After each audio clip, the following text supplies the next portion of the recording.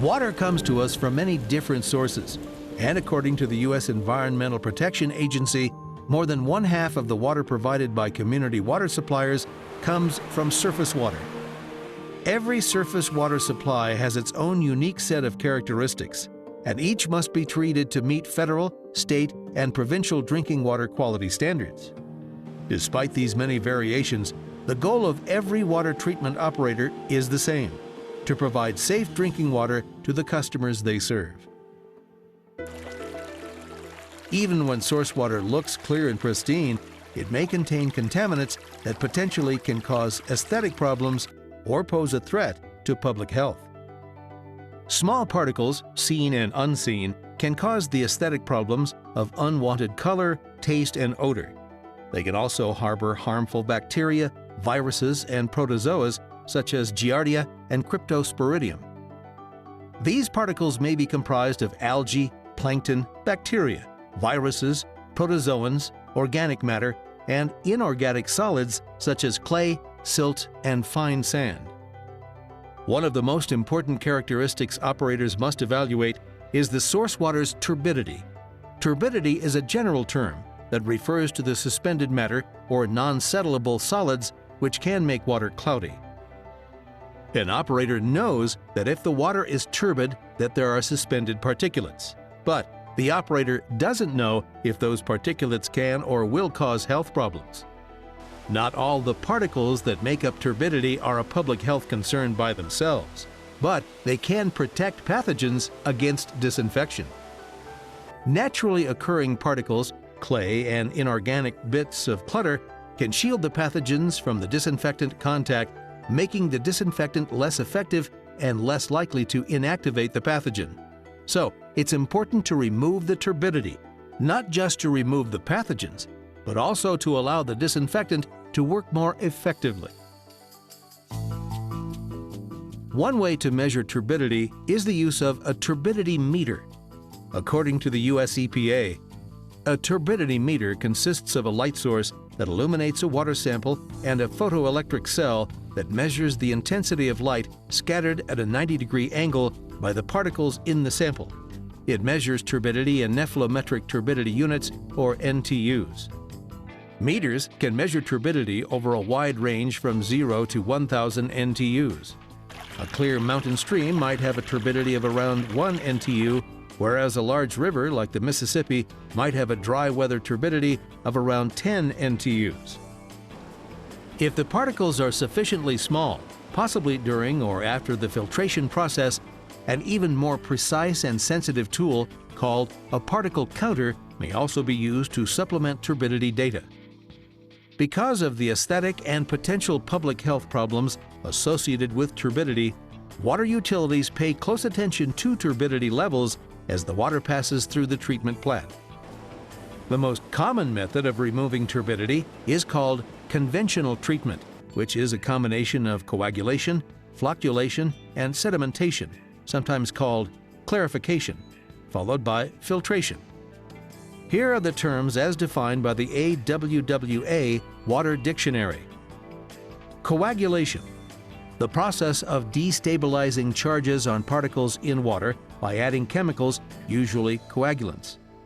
Natural particles in water have negative charges that repel other material and thereby keep it in suspension. In coagulation, positively charged chemicals are added to neutralize or destabilize these charges and allow the particles to accumulate and be removed by physical processes such as sedimentation or filtration. Commonly used coagulants include aluminum and iron salts and cationic polymers. Flocculation: the water treatment process following coagulation that uses gentle stirring to bring suspended particles together so they will form larger, more separate clumps called floc.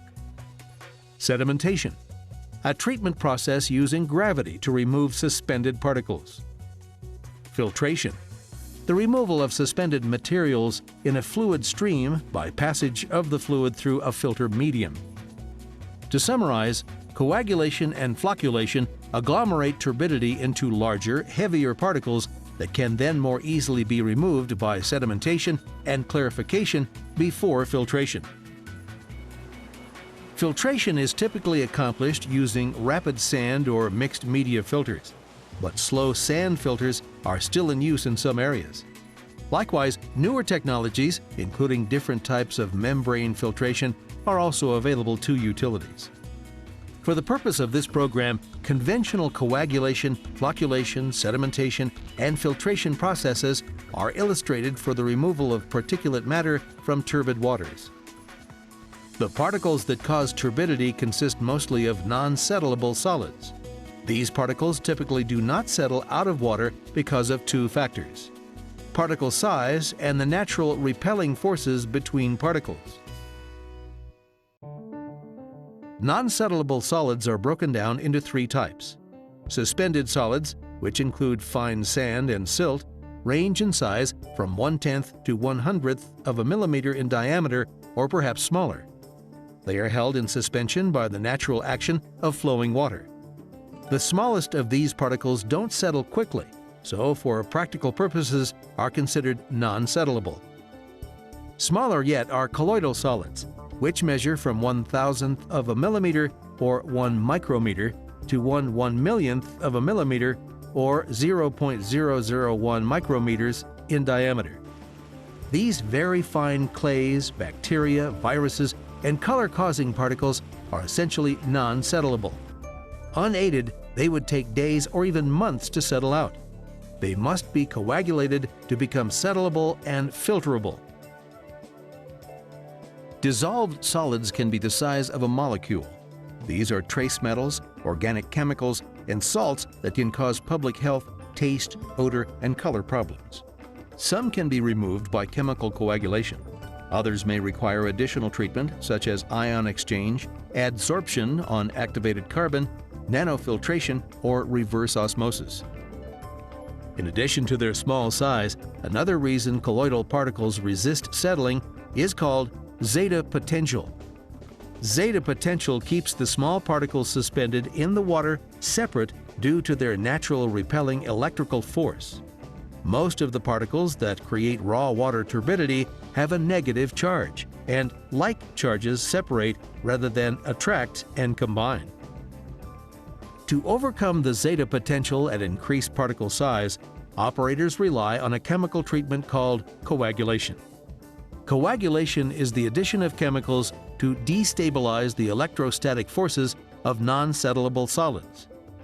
Coagulant chemicals typically have a positive charge, which binds to the negatively charged particles in water, neutralizing them and allowing them to come together to form small clumps of particles called microfloc. The coagulant chemicals are added to the source water in a process called rapid or flash mixing, which can be achieved in several ways. The most common is with the aid of a mechanical mixer. These can be mounted in a chamber or directly into a pipeline as an inline mixer. Static mixers, pumps, and conduits or baffled chambers can also be used. Whichever method is used, the mixing energy must be high to be effective. In most cases, the chemical reaction occurs in a fraction of a second, so it's important the coagulant is dispersed quickly and evenly to encourage as many particle collisions as possible. Because this process relies on chemical reactions, several considerations must be made. Water temperature, for example. Colder water usually slows coagulation and flocculation reactions, which may require more time to achieve optimal floc formation. Extreme values of pH, high or low, will also interfere with the process. Coagulant effectiveness is highly dependent on pH. For some coagulants, alkalinity is a factor. Operators may need to raise alkalinity for coagulation to be effective when using iron or aluminum coagulants that can consume alkalinity and depress pH when they are added to low alkalinity waters. Turbidity is also important. The lower the turbidity, the more difficult it is to form proper floc. Sometimes a weighting agent, such as bentonite clay, may be added to increase the concentration of floc-forming particles. Further, the presence of dissolved organic material can impact the process. Some of this organic matter can absorb into the newly formed floc particles. Before coagulation can take place, the operator must determine what type of chemicals and at what doses will best treat the turbidity in the raw water source. This is an important step because not only do operators need to treat the water effectively, they must do so in a cost-efficient manner. Jar tests can be used to simulate various coagulation conditions and assess their impacts prior to full-scale plant application, thus saving time and money. The most common coagulant chemical used is aluminum sulfate, commonly called alum. When added to water, alum forms jelly-like particles of aluminum hydroxide. The trivalent aluminum ions neutralize and attach to negatively charged particles in water, forming microfloc. Alum works best in a pH range of 5.5 to 7.5. Polyaluminum chloride and iron salts such as ferric chloride and ferric sulfate are also used. They operate over a wider pH range. Another important consideration is the ability of the coagulant to remove natural organic matter. In addition to meeting the turbidity requirements, surface water plants have to meet requirements for the removal of organic carbon, which can be met using an enhanced coagulation process.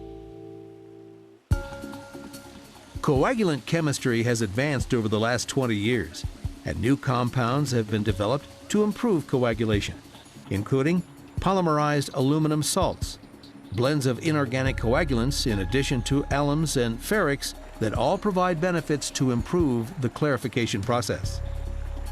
Coagulant and flocculant aids are added to improve binding, build stronger, more settlable floc, and affect flocculation by increasing floc size, strength, and/or floc density. In addition, they help overcome the effect of low temperatures, reduce the amount of coagulant needed, and reduce the amount of sludge produced. Commonly used coagulant aids include cationic polymers. Polymers are defined as a synthetic compound with high molecular weight and composed of repeating chemical units or monomers. Polymers may be polyelectrolytes, such as the water-soluble flocculants, water-insoluble ion exchange resins, or insoluble uncharged materials. Polymers are long chains of molecules that produce highly charged ions and help bind microfloc together into larger floc particles. They are very popular with operators because they are very effective and can be positive, negative, or neutrally charged, providing a great deal of flexibility in different circumstances. Utilities may use cationic polymers in the rapid mix area to produce an effect called particle bridging. An alum or ferric floc is first added, forming fairly small particles. Polymers are then added in small doses, forming bridges across the floc, making them larger and more readily settlable or filterable. Polydadmac or poly-DDA is a high-charge density cationic polymer which makes the material well-suited for flocculation. At high concentrations, polydadmac can remove natural organic matter such as humic and fulvic acids, resulting in fewer disinfection byproduct precursors and less color. Chemicals are also used prior to coagulation to help the water respond better to coagulant chemicals. Lime, soda ash, caustic soda, and sodium bicarbonate are used to increase the alkalinity and adjust the pH of water. If the alkalinity is too low or pH values are out of range, later changes in alkalinity or pH in treatment or the distribution system may cause floc to reform, soliciting aesthetic customer complaints and possibly resulting in a buildup of sediment in the distribution system. Oxidants such as chlorine, ozone, or permanganate are often added ahead of coagulation. These pre-oxidants can alter the nature of the organic material, making it more readily coagulated. After coagulation, the water moves to a flocculation basin. The gentle stirring action of flocculation brings the microfloc together in a process called agglomeration to form heavier particles called floc. These larger floc, appearing like snowflakes or tiny tufts of cotton or lint, will then settle during the sedimentation process. Understanding the plant's operating parameters is important at this stage of the operation. A Enough energy needs to be added to gently stir the water so that particles come together and stick, but not so much energy that they shear apart again. To accomplish this, water treatment plants will usually use large, slow-moving paddles or hydraulic mixing. Along the way, there are several key indicators that will suggest when and if adjustments are necessary. Common problems include low water temperature, weak floc, slow floc formation, and over or under feeding of chemicals. Indicators of ineffective flocculation include poorly developed floc, such as very small floc or pin floc, lightweight, fragile, or broken up floc, high turbidity in settled water, and too frequent filter backwashing. There are a number of process control tests the operator can conduct to gain information to make the proper adjustments in optimizing the coagulation and flocculation processes. The operator can test the water's pH and alkalinity levels, since coagulants and coagulant aids work best in a certain pH range. Turbidity tests should be performed on both the raw and settled water, and operators should keep a close watch on water chemistry. Sending the effluent through a small pilot filter can test the filterability of the settled water. An instrument called a zeta meter can test the zeta potential of the water. A streaming current monitor gives a continuous readout of the net ionic and colloidal surface charge in sample water. Particle counters operate by passing a fine stream of water through a laser or light source, or a computer can determine the size and concentration of minute particles in the water.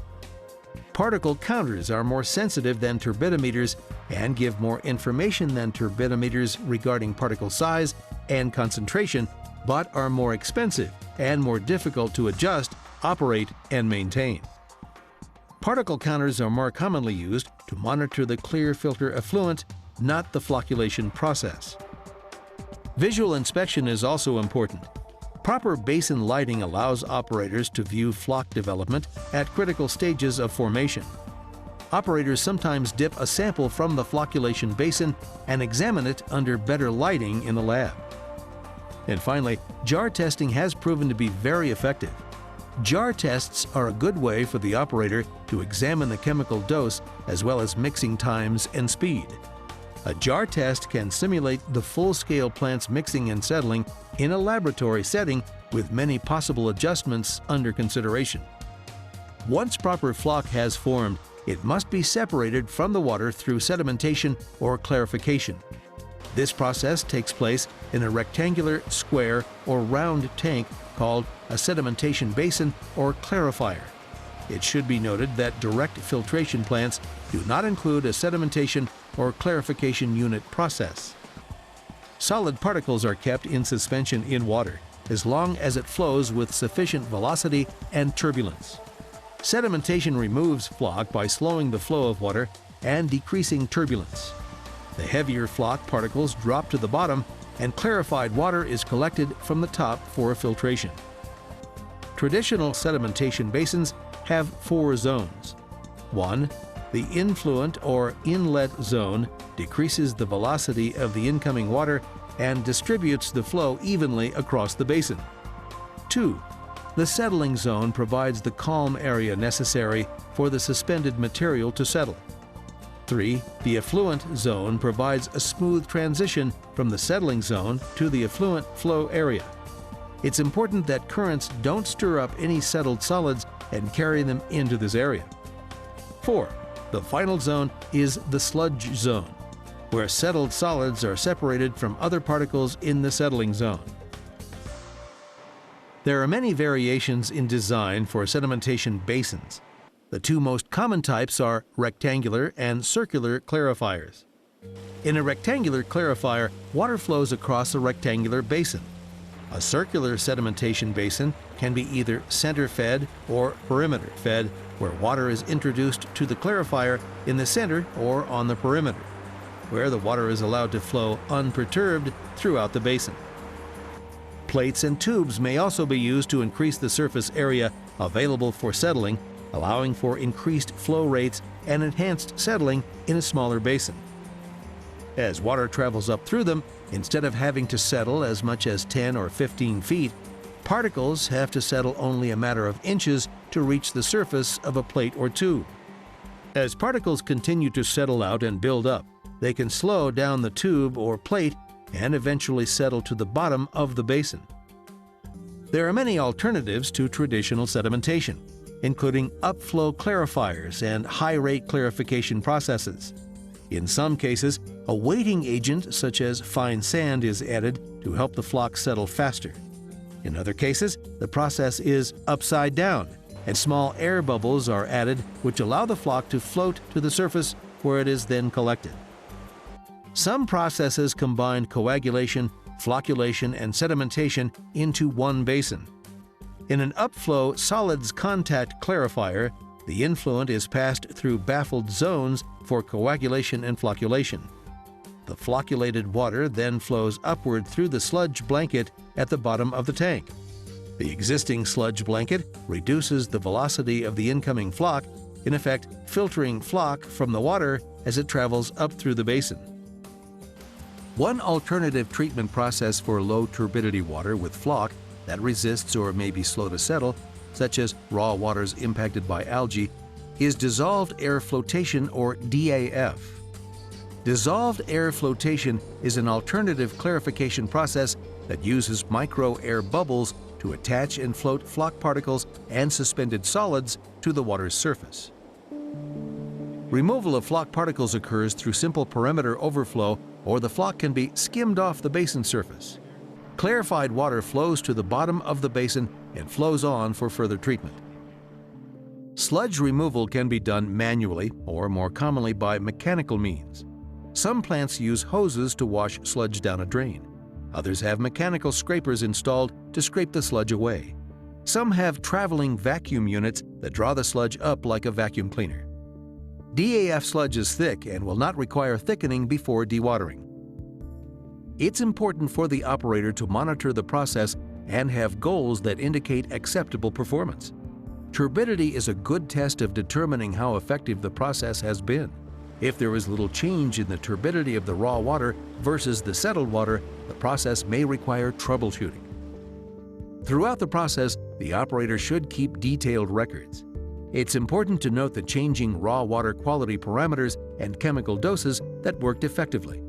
Record seasonal changes in factors such as heavy rains, algae blooms, snowmelt, and drought conditions. Create standard operating procedures, or SOPs, to address normal and seasonal specific operating conditions. Record keeping is one of the steps operators can take to make sure they are optimizing their coagulation, flocculation, and sedimentation techniques. Every treatment facility should have operation and maintenance manuals where these procedures are outlined. This is a specific form of record keeping that requires all the information to be in one place, and daily logs help disseminate information between shifts. Optimization can be achieved through additional operator training and ongoing evaluation of equipment and techniques. Plants may consider participating in a structured optimization program, such as the Partnership for Safe Water, to further access and optimize unit processes for particulate removal. Effective coagulation, flocculation, and sedimentation requires constant monitoring and adjustment. Monitoring and administering the water chemistry and mix energy are key components to successful clarification operations. Water treatment operators are at their best when they make sure that the coagulant dose is optimized. It's a critical first step in treatment, and when coagulation, flocculation, and sedimentation processes are effective, operators are well on the way to their goal of providing customers with clear, safe drinking water.